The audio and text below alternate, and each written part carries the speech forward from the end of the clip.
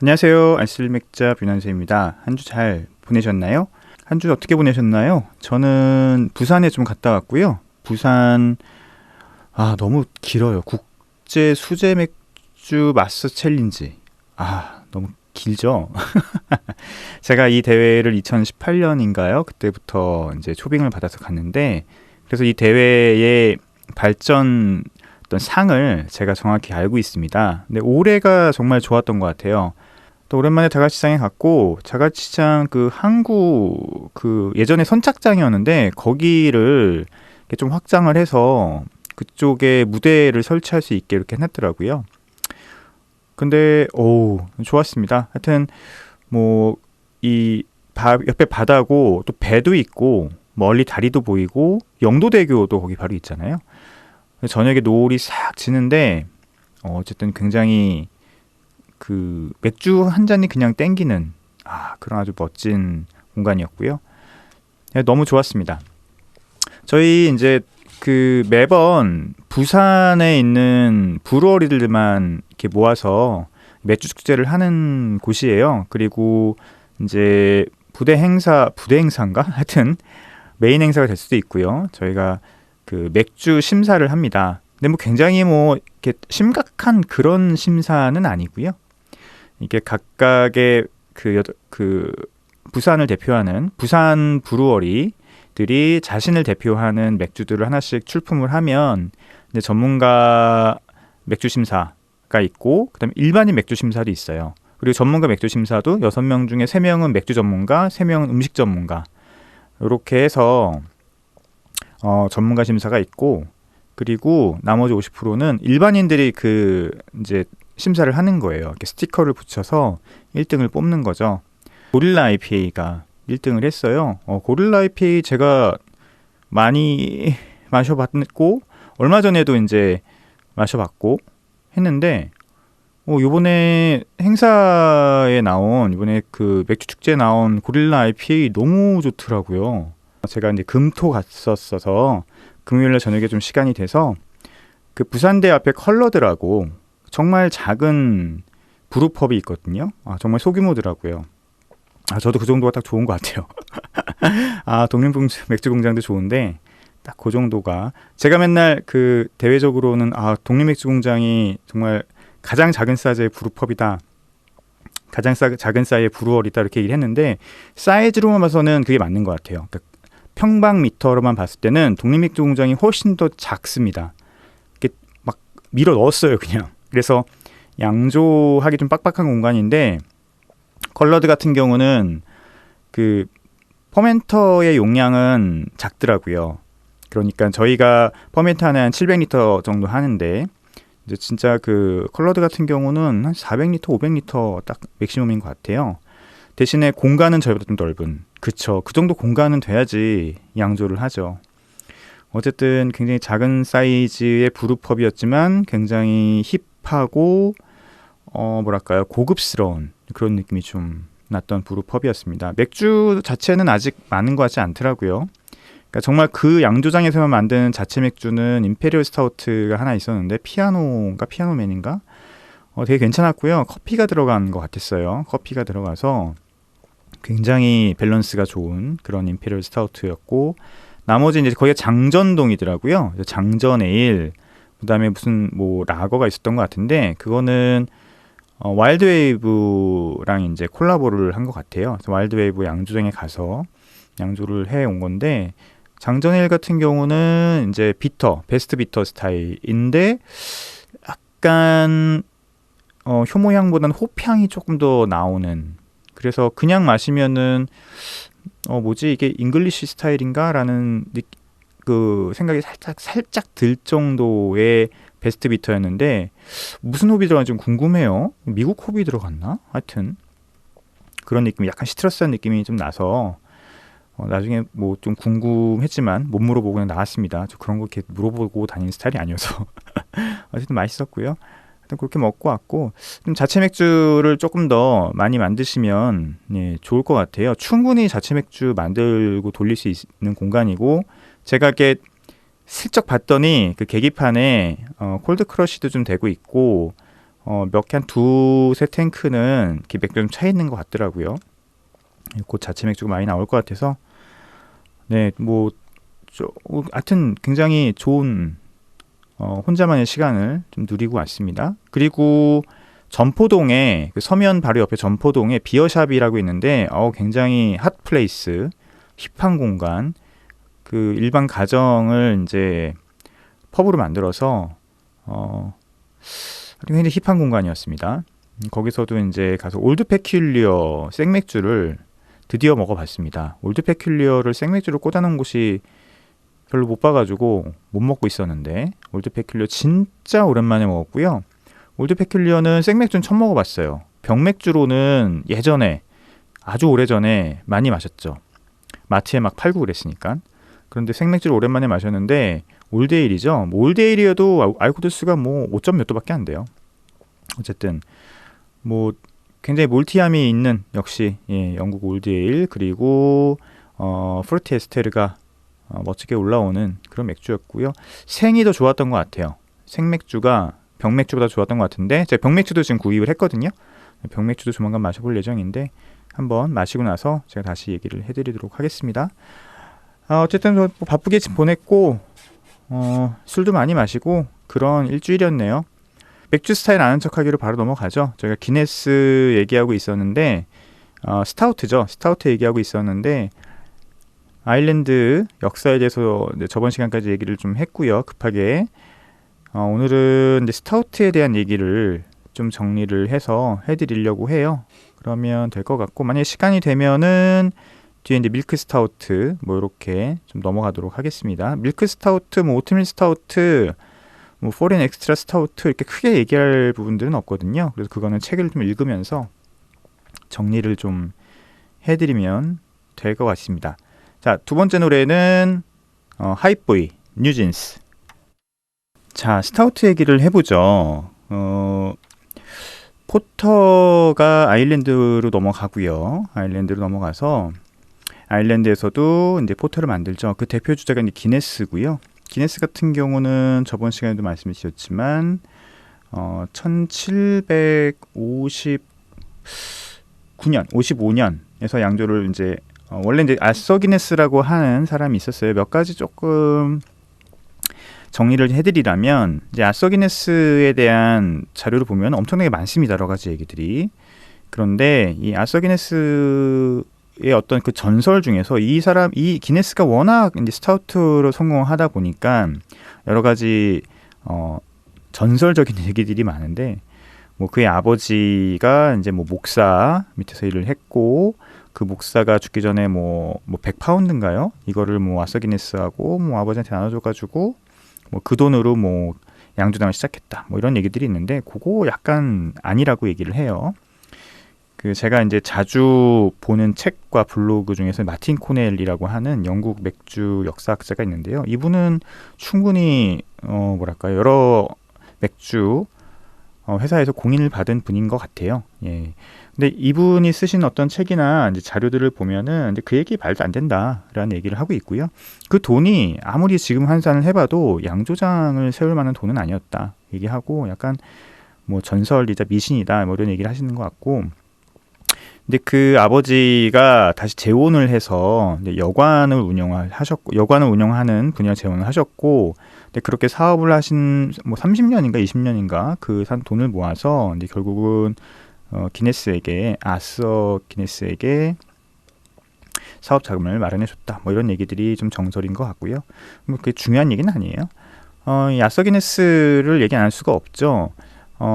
이 아서 기네스는 1759년에 이제 그 더블린에 있는 세인트 제임스 게이트 양조장을 인수를 해서 이게 뭐 9,000년 동안 월 45파운드 임대료로 뭐 계약을 했다. 뭐 이걸로 또 유명하죠. 어쨌든 그 인수를 해서 본격적인 맥주를 만드는데 처음부터 이 어두운색 맥주를 만들었던 건 아니에요. 페일에일을 좀 만들었다가 포터를 도입하고 난 다음에 인기가 굉장히 높아져요. 그러니까 처음에 페일에일을 만들었다가 이후에 포터를 만드는데 포터를 그 아서 기네스가 만든 포터가 굉장히 인기가 좋았던 거죠. 그래서 1799년부터는 이제 검은 맥주만 만들기로 결정을 했다고 합니다. 아일랜드 포터하고 런던 포터가 결국은 이제 나눠지게 되거든요. 결정적으로는 이제 재료에 의해서 나눠지게 되는데, 이 아일랜드가 포터를 만들게 된 건 굉장히 자연스러운 일이에요. 바로 옆에 있는 영국에서 포터를 만들었고, 자연스럽게 이게 이제 더블린으로 넘어갔고요. 제가 말씀드렸지만 더블린은 그냥 영국의 한 도시였어요. 뭐 아일랜드의 수도라고 되어 있지만 아일랜드는 식민지였고, 그 식민지의 수도는 결국은 원 오브 잉글랜드 시티였다라고 생각하시면 될 것 같아요. 런던하고 경제 공동체였고요. 그 위에 위에 있는 북아일랜드 벨파스트 같은 경우도 마찬가지고요.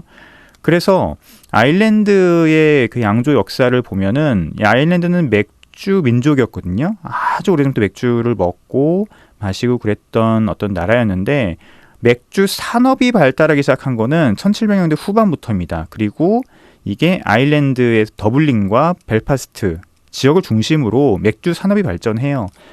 이 두 지역을 제외하고는 맥주 산업이라고는 발전하지가 못했습니다. 워낙 가난한 나라고, 제가 말씀드렸지만 대부분 소작농이었고, 이것들을 소비해 줄 수 있는 시장이 없었거든요. 뭐 감자밖에 못 먹는 그런 아일랜드인의 실상이었는데 어떻게 뭐 맥주를 만들고 마시고 그랬겠습니까? 그래서 실질적인 아일랜드 맥주 산업은 이제 영국의 경제 공동체인 더블린에서 시작이 되고요. 당연히 더블린이야 영국에서 온 사람들도 있었고 여러 가지 산업도 발전했기 때문에 맥주 산업으로서 발전할 수 있는 토대가 잘 갖춰져 있었죠. 아서 기네스 같은 경우도 이제 앵글로 아이리시여서 영국에서 더 넘어온 그런 어떤 집안이었고요. 그러다 보니까 영국 잉글랜드 사람들과의 네트워크라든지 여러 가지 사업을 할 수 있는 여러 가지 좋은 환경들이 있었던 거죠. 그래서 이제 기네스가 그걸 보고서는 또 더블린에서 양조 사업을 하기로 시작한 거였고요. 그래서 자연스럽게 포터가 많이 만들어졌고, 뭐 이건 기네스만 있는 건 아니었습니다. 여러 가지 다른 이제 머피스라든지 다른 브루어리도 있었지만, 이 중에서 이제 기네스가 가장 엄청난 성공을 거두게 된 거죠. 그만큼 뭐 맥주 품질이 좋았다고 얘기할 수 있을 것 같고요. 뭐 일단 더블린의 물 자체가 굉장한 경수입니다. 굉장한 영구적 경수이기 때문에 검은 맥주가 잘 만들어질 수밖에 없어요. 그러니까 페일에일이 못 만들어질 수 없었던 거죠. 그러니까 아서 기네스도 처음에 페일에일을 만들었는데 잘 안 됐던 거예요. 왜냐면 그 페일에일은 크게 인기가 없었거든요.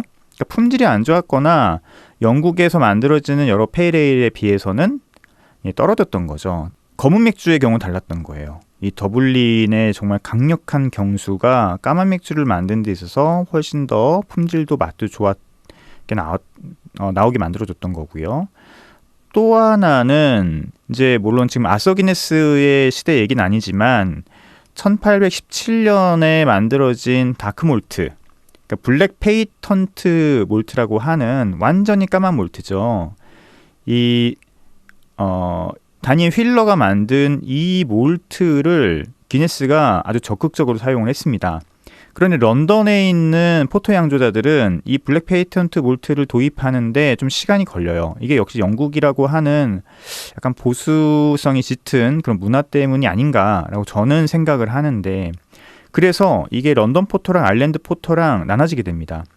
그 런던 포터 같은 경우는 얘네들이 까만 몰트, 그러니까 까만색을 만들어내기 위해서 여러 가지 예전부터 이제 기법들을 사용하는데, 뭐 설탕을 태운다거나 뭐 그런 식의, 아니면은 진짜 뭐 싸게 만들려고 하면은 진짜 뭐 식재료로 사용되지 않는 것들을 태워가지고 넣는다거나 뭐 이런 식의 양조 방법도 도입이 되거든요. 그런데 이 기네스 같은 경우는 이 다니엘 휠러가 만든 블랙 페이턴트 몰트를 아주 적극적으로 사용하면서 훨씬 좋아질 수밖에 없죠. 그죠? 그러니까 예전에 그 포터 같은 경우는 브라운 몰트를 다량으로 쓰고 또 색깔을 내기 위해서 어떤 뭐 설탕을 태운다든지 뭐 그런 어떤 기법을 썼는데, 그러다 보니까 당연히 당화 수율도 떨어지고 그리고 향도 그렇게 매끄럽지 못한 향이 났었는데, 이 기네스 같은 경우는 대부분의 이제 밝은 몰트를 쓰면서 색만 내기 위해서 그 검은 그 블랙 페이턴트 몰트를 썼기 때문에 훨씬 더 매끈하고 색도 진하고, 그 다음에 소형 이취 잔미가 없는 그런 그 스타우트 포터를 만들어냈던 거예요.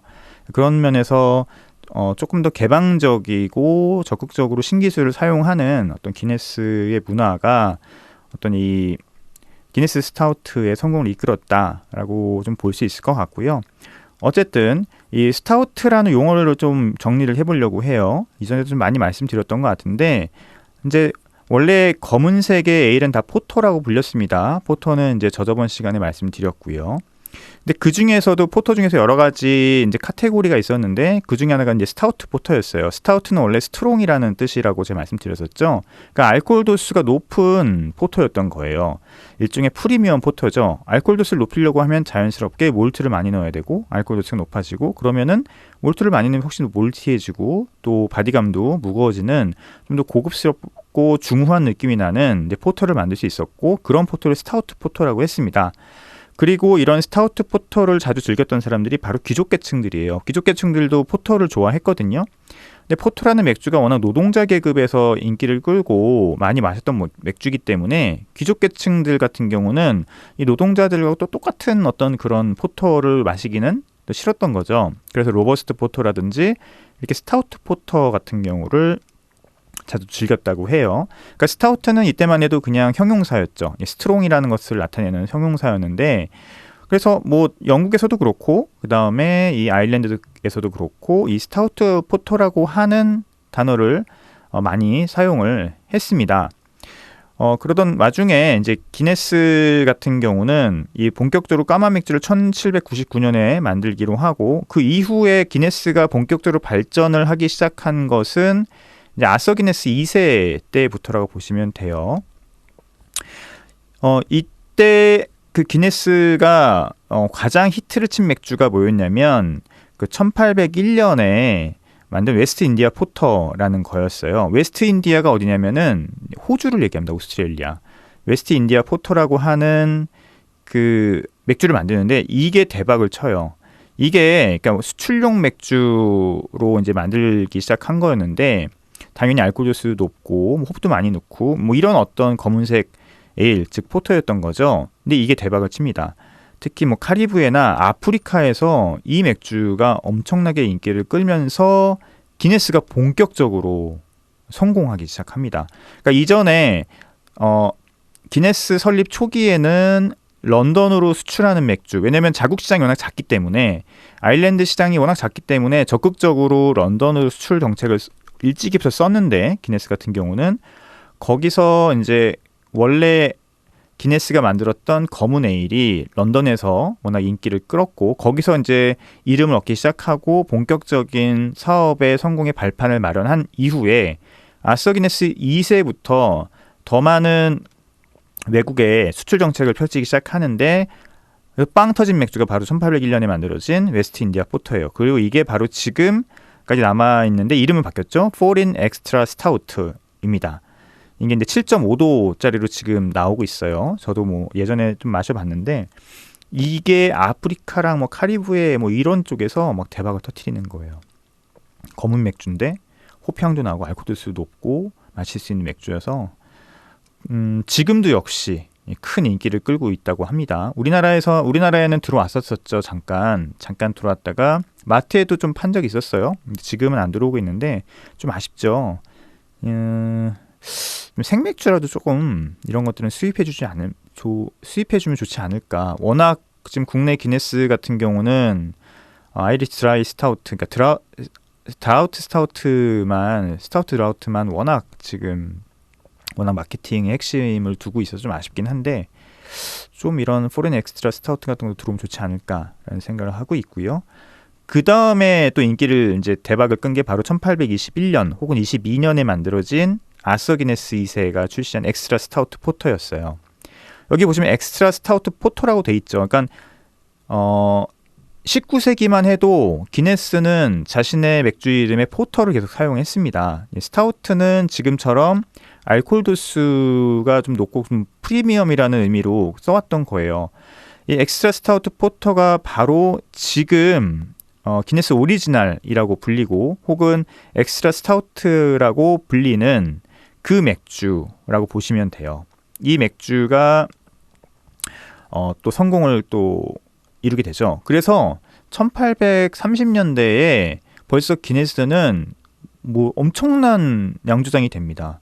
이쪽 유럽과 이 아프리카에서는 정말 대박을 터뜨린 정말 그런 양조장이 돼요. 이미 세계적인 양조장이 되고요. 이후로 이 기네스의 성장세는 뭐 멈출 줄을 몰랐죠. 이 스타우트 포터라고 해서 이제 팔리던 맥주가 이제 자신의 정체성을 갖기 시작하면서 이름도 바꾸게 되는 거예요. 그러니까 포터라고 하는 이름은 영국색이 굉장히 짙잖아요. 그죠? 이건 영국 맥주라고 하는 정체성을 갖고 있는 맥주였는데 이제 이후에 기네스가 성공하게 되고 영국의 웬만한 브루어리들하고 맞짱을 뜨기 시작하면서 이제 포터라는 이름이 사라지고 형용사였던 스트롱을 나타냈던 그 스타우트가 맥주 이름이 되는 거예요. 그러니까 이제 자신의 맥주를 대변할 수 있는 일반 명사 혹은 대명사로 이 스타우트를 기네스가 본격적으로 사용하게 됩니다. 그래서 지금 우리가 스타우트라고 얘기하는 게 검은 맥주로 바로 떠올리잖아요. 그죠? 뭐 스타우트 하면은 원래는 에일인데 그냥 검은색의 맥주가 바로 떠오르는 그런 인식이 생겼는데 이게 기네스 때문이라고 보시면 돼요. 기네스가 워낙 이제 오랫동안 이 검은색 맥주로 인기를 끌었고 또 기네스가 자신의 맥주를 지칭하는 이름으로 스타우트를 오래전부터 써왔기 때문에 이제 스타우트가 이제 검은색 맥주를 대변하는 이름으로 우리가 인식되기 시작한 거죠. 포터는 사라졌는데 스타우트는 남은. 저는 이제 이거를 이제 아들이 아빠를 이겼다 뭐 이렇게 얘기를 하곤 하는데 어쨌든 지금은 검은색의 에일, 그러니까 다크 에일의 대표는 스타우트라고 우리가 보면 될 것 같습니다. 그리고 이제 우리가 지금 알고 있는 그 막 거품이 폭포수처럼 쏟아지고 뭐 부드럽고 크리미하고 이 맥주는 바로 기네스 드라우트예요. 이거는 20세기의 맥주입니다. 1954년에 출시를 했고요. 이게 이제 아이리시 드라이 스타우트의 시작 혹은 대표라고 우리가 보통 얘기를 하죠. 그러니까 아이리시 드라이 스타우트 같은 경우는 기리와 호밀 같은 것들을 그리고 볶은모리, 로스티드 발리를 적극적으로 쓰면서 바디감이 굉장히 약간 샤프하기도 하면서도 밋밋한, 뭐 밍밍한, 밋밋한 이런 느낌이 그러니까 굉장히 마시기 편하지만 어딘가 좀 밋밋한 이런 느낌이 드는 맥주가 됐는데요. 굉장히 바디감이 이제 드라이해지고 했는데 이것을 이제 보완하기 위해서 사용한 질소예요. 질소는 이산화탄소와 더불어서 맥주의 품질에 영향을 끼치지 않는 유일한 기체인데요. 이 질소는 용해되지 않습니다. 액체에. 그래서 우리가 이 기네스 드라이 스타우트 같은 경우는 따르면 막 폭포수 같은 거품이 부드러운 거품이 쫙 올라오든지 떨어지든지 이렇게 느껴지잖아요. 그게 이제 질소가 액체와 해리가 되면서 나타나는 현상이고요. 그래서 이 맥주를 마시면 굉장히 부드럽고 드라이하죠. 그래서 부드러운 거는 약간 이 질소의 느낌이 확실히 있는 거고요. 드라이한 건 아까처럼 재료의 느낌이 있는 거예요. 그러니까 마시기 굉장히 편하죠. 막 꿀꺽꿀꺽 마실 수 있는 그런 맥주였고 이게 이제 1954년에 출시했었을 때는 생맥주로 출시해서 인위적으로 질소를 옆에서 주입하는 그런 시스템으로 굉장히 인기를 끌기 시작했고요. 이후에 이제 캔맥주에서도 그런 것들을 요구가 되니까 이제 위젯이라고 하는 굉장히 미세한 구멍이 들어있는 플라스틱 볼이죠. 예, 거기에 그걸 딱 넣어놓으면은 이제 질소가 그 액체와 분리가 되기 때문에 그쪽에 질소들이 쫙 모이게 됩니다. 그러면서 딱 따기 시작한 압력 때문에 그 위젯에 있는 질소가 폭발적으로 이제 나오면서 이제 똑같은 생맥주랑 똑같은 어떤 그런 현상을 만들어내는 건데요. 이게 또 대박을 터뜨리죠. 일반적인 맥주에서는 볼 수 없는 어떤 그런 느낌이었고 또 마케팅적으로도 굉장히 신기하고 그래서 그게 이제 대박을 터뜨립니다.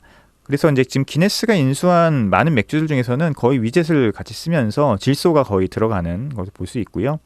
생맥주 같은 경우는 또 100% 질소만 쓰는 건 아니에요. 생맥주 같은 경우에도 근데 혼합가스라 그래서 질소와 이산화탄소가 섞여서 들어갑니다.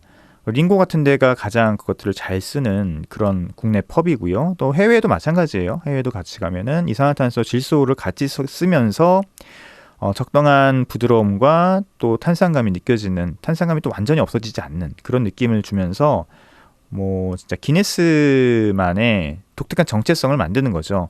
그러니까 이게 기네스가 맥주 맛도 좋지만 어쨌든 여러 가지로 자신들의 정체성을 만들어 온 거예요. 이름부터 스타우트라고 하는 것을 자신의 맥주에 사용하는 그 이제 자신의 맥주를 대변하는 그런 정체성을 나타내는 이름을 또 사용하기도 했고, 지금처럼 질소와 이산화탄소 혼합가스를 사용하는 방법, 또 위젯 이런 걸 통해서 정말 독특한 세계 다른 맥주에서는 볼 수 없는 자신만의 정체성을 꾸준히 세워왔고, 그게 지금도 이어지고 성공하고 있다고 보시면 될 것 같아요. 뒤에 이 책에도 이제 아이리시 드라이 스타우트가 나오는데 기네스에 대한 얘기예요. 결국은 이제 그때 간단하게 요거는 정리해드리면 될 것 같아요.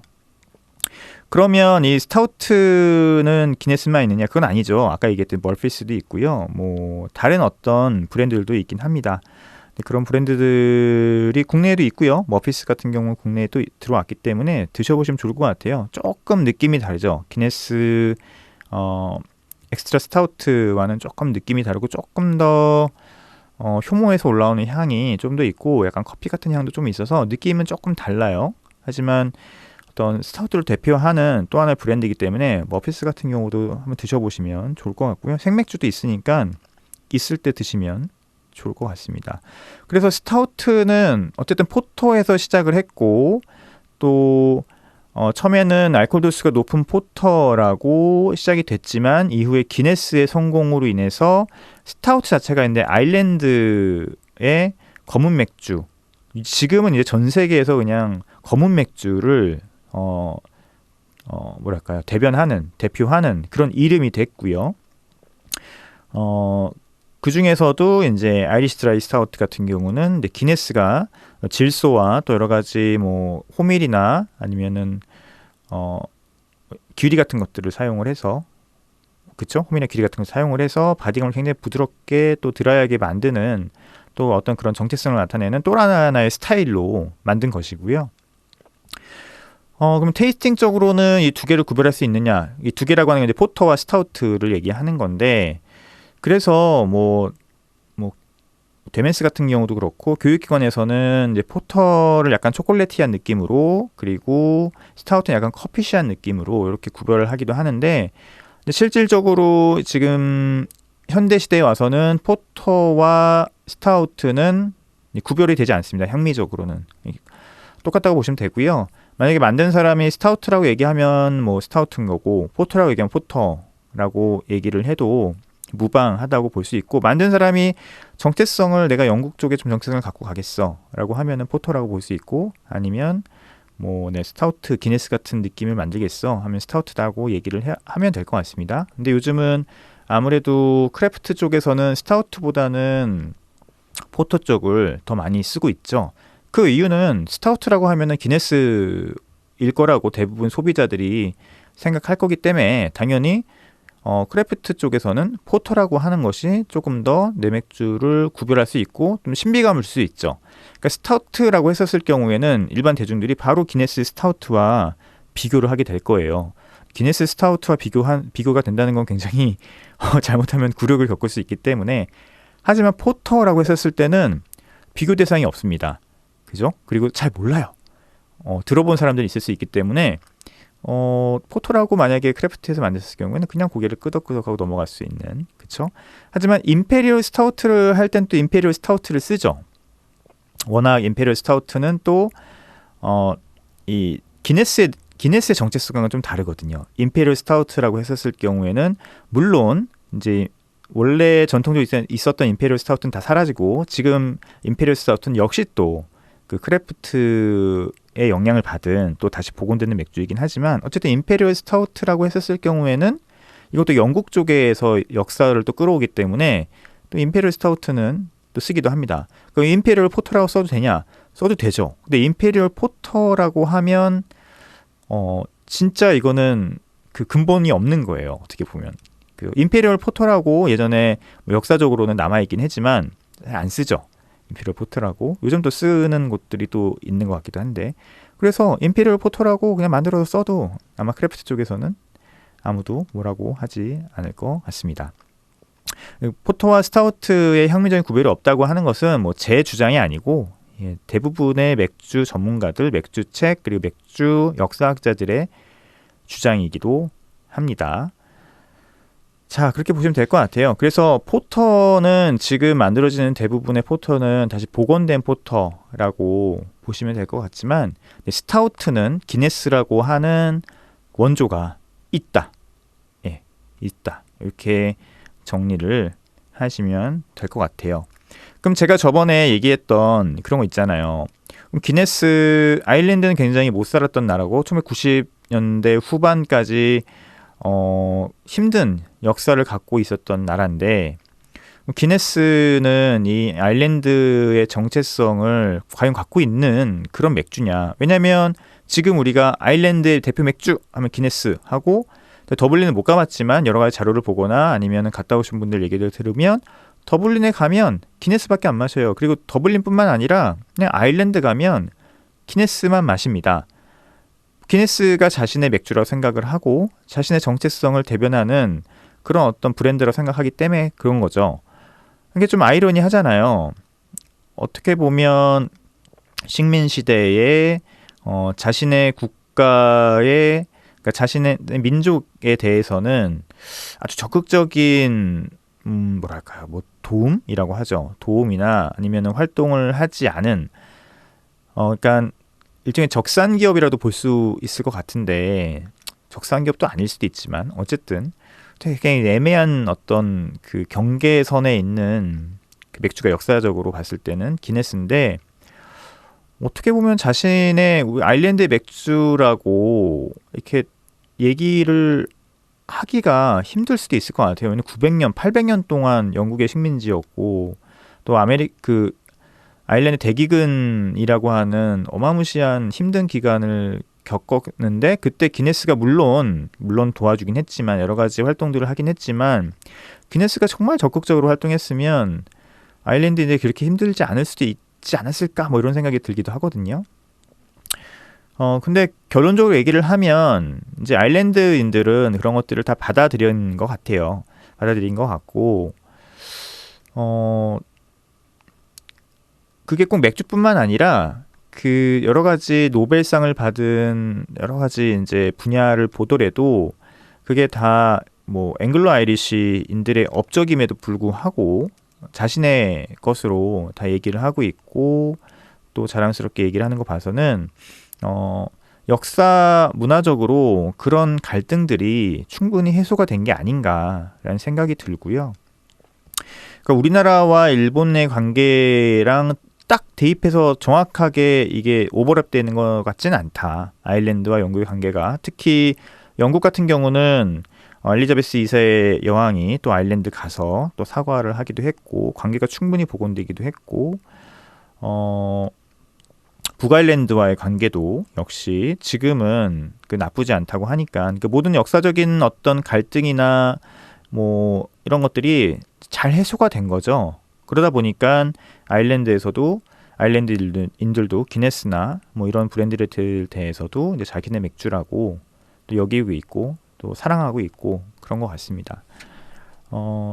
그래서 좀 흥미로워요. 흥미롭고, 아일랜드 같은 경우는 좀 가보고 싶은 나라 중에 하나입니다. 그래서 내년에는 꼭 한번 뭔가 만들어서 한번 가봐서 이제 기네스를 마시기도 하고, 기회가 되면은 한번 기네스 스토어하우스 같은 데 가서 물어보고도 싶어요.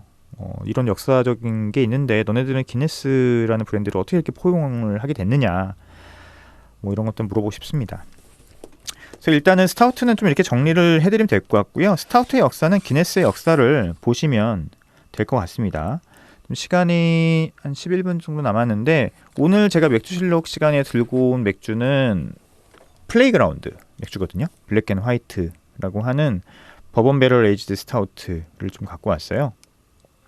이 맥주에 대해서 설명해 드리려고 하니까요. 이 맥주하고 이 다음에 나오는 챕터가 이제 아메리칸 포터인데 굉장히 짧네요. 요것만 잠깐 읽어드리고 맥주실록 시간으로 넘어가도록 하죠. 여기 포터를 나타내는 그 맥주 중에서 이제 플러스 런던 포터랑 런던 포터 얘기가 있네요. 민타임 런던 포터를 얘기하는 거고요. 여기 플러스 런던 포터를 얘기하는 거고요. 둘 다 런던에 위치한 양조장이죠. 우리가 일반적으로 알고 있는 그 영국을 대표하는 포터는 런던 포터죠. 한국에 또 수입되고 있는 두 가지 포터 중에 하나고, 하나는 테디 포터, 사뮤엘 스미스 거죠. 느낌이 완전 다릅니다. 플러스 런던 포터랑 그 테디 포터랑은. 어쨌든 런던 포터 같은 경우는 되게 초콜릿티하고 그 다음에 좀 부드러운 느낌을 좀 갖고 있죠. 그래서 맛이 굉장히 편하고 쓴맛은 그렇게 높지 않고 굉장히 좀 우아한 느낌을 갖고 있는 그런 포터예요. 그런데 이 런던 포터도 복원된 포터예요. 2005년에 복원된 거고요. 이전에는 포터라는 맥주는 거의 이제 완전 사라졌던 맥주예요. 그러다가 이제 아메리칸 포터 쪽에서 이제 시작돼서 다시 런던의 어떤 영국의 포터들이 요즘 다시 살아나고 있는 거고요. 이 윈타임 런던 포터 같은 경우는 지금 한국에서 마실 수 없죠. 굉장히 아쉬운 브랜드이긴 한데, 민타임이 또 어디 인수됐죠? 또 어디 인수가 되면서 예전에 그 느낌들이 좀 많이 사라지긴 했어요. 그런데 이 영국의 크래프트를 대표하는 진짜 양조장이 민타임이었거든요. 그래서 굉장히 발랄하고 재미있고 또 영국의 정체성을 잘 표현한 그런 어떤 크래프트 맥주 양조장이었는데, 지금은 조금 그런 느낌이 희석되긴 했습니다. 그래서 민타임 런던 포터 어땠는지 기억은 거의 안 났는데 마셔본 느낌이 있습니다. 마셔본 경험이 있습니다. 두 가지가 있고요. 그래서 저는 다시 런던에 가면은 이 두 양조장을 좀 가보려고 해요. 이 그리니치 근처에 있는 이 민타임 양조장, 그리고 치스위크에 있는 이 플러스 두 군데를 한번 가보려고 합니다. 시간이 많이 됐네요. 그러면은 아메리칸 포터를 다음 시간에 좀 간단히 하고요. 아메리칸 포터 뭐 크게 얘기할 게 없기 때문에 간단히 얘기를 하고 다음에 이제 다음 챕터로 넘어가는 것으로 하겠습니다. 세 번째 노래는 크러쉬와 제이홉이 같이 한 러시아워. 오늘 소개할 맥주는 플레이그라운드. 일산이 아니죠. 고양이죠. 고양 경기도 고양시에 있는 국내 크래프트 브루어리입니다. 뭐 다들 아시는 곳이죠. 저도 가본 지 꽤 됐네요. 예전에는 종종 가곤 했었는데 가보고 싶네. 오랜만에. 자, 블랙 앤 화이트라고 하는 버번 배럴 에이지 스타우트고요. 커피가 들어간 그런 임페리얼 스타우트라고 보시면 될 것 같습니다. 2022년 빈티지가 붙어 있어요. 제가 원래 이거 조금 더 묵혀놓고 마시려고 했어요. 숙성을 조금 더 시켜놓고 마시려고 하고 있었거든요. 왜냐면 국내 이 크래프트 버번 배럴 에이지드 스타우트들이, 임페리얼 스타우트들이 알코올 향이 좀 세고 거친 느낌이 있어서 보통 제가 1년을 넘게 숙성을 시킨 다음에 마십니다. 근데 요거는 그냥 2022년 버전인데 요번에 따봤습니다. 마셔봤는데, 일단 첫 번째로 말씀드릴 것은 이 커피의 향이 굉장히 조화롭다는 거예요. 굉장히 조화롭게 어울린다. 요즘 국내 맥주들이 커피를 굉장히 잘 사용하고 있거든요. 몇 년 전만 해도 커피를 잘 사용하지 못해서 거친 느낌도 있었고 탄닌 같은 느낌도 있었는데, 요즘 크래프트 맥주들은 이 커피를 잘 사용을 해서 보통 이제 커피 빈 자체를 넣고 또 굉장히 재료를 아끼지 않다 보니까 굉장히 이제 맥주와 잘 어울리는 느낌을 갖고 있습니다. 그래서 커피 같은 느낌이 있고요. 역시 다크 초콜릿 같은 느낌 역시 있습니다. 그리고 이제 그 버번 위스키 향, 이 위스키 향 같은 느낌이 있죠. 이게 약간 오크 향과도 살짝 어울리는데, 약간 이게 버번 오크통에서 올라오는 오키함이 있어요. 그냥 오크칩을 넣었을 때의 느낌과 이 버번 배럴에서 나오는 오크 향이 약간 다르거든요. 그러니까 알코올과 여러 가지 좀 복합적으로 약간 페놀릭한 느낌이 묻어나오는 오크 향이 바로 이 버번 배럴 에이지드 맥주들의 특징이죠. 오크칩만 넣으면 약간 나무 향이 납니다. 그러니까 이게 좀 달라요. 근데 여기서는 이제 역시 버번 배럴 위스키 임페러를 사용했구나라고 하는 느낌의 오크 향이 올라오고요. 그다음에 이제 뭐 그 알코올 향이 역시 있긴 있어요. 그런데 다행히 세진 않더라고요. 뭐 지금 10.5도기 때문에 당연히 그 정도의 알코올 향이 묻어 나올 수 있다. 뭐 그 정도 수준의 알코올 향이었던 것 같습니다. 그리고 뒤쪽에 이제 카카오라든지 이제 쿠키 같은 어떤 느낌의 향들이 굉장히 올라와서 복합적인 측면에서 굉장히 완성도가 높다라는 생각을 했어요. 그러니까 커피가 들어갔기 때문에 커피가 들어가는데 커피 향이 안 나면 안 되잖아요. 그래서 커피가 들어갔을 때 어떤 그 커피 향과 그다음에 임페리얼 스타우트만이 갖고 있는 다크 초콜릿 향들, 그다음에 먼저 올라오고 그다음에 이제 오크 향, 버번 배럴이 갖고 있는 오크 향들이 나오고 이후에 알코올 향이 나오면서 마지막은 쿠키나 카카오 느낌들이 싹 마무리되는, 그래서 향에 대한 밸런스가 굉장히 좋고요. 복합성도 굉장히 레이어들이 좋다, 우수하다라고 생각이 되는 굉장히 좋았습니다. 좋았고요. 단맛은 역시 좀 있었고요. 예, 조금 볼드한 어떤 느낌이 있었고 쓴맛도 좀 있었습니다. 근데 굉장히 강력한 쓴맛은 아니고 제가 봤을 때는 IBU가 한 45에서 50 정도 원저리에 있는 그런 쓴맛이었어요. 나쁘지 않죠. 임페리얼 스타우트 중에서 뭐 이 정도의 쓴맛을 갖고 있어야 되는 건 당연하고, 또 너무 높으면 또 이렇게 마시기 힘든 부분이 있거든요.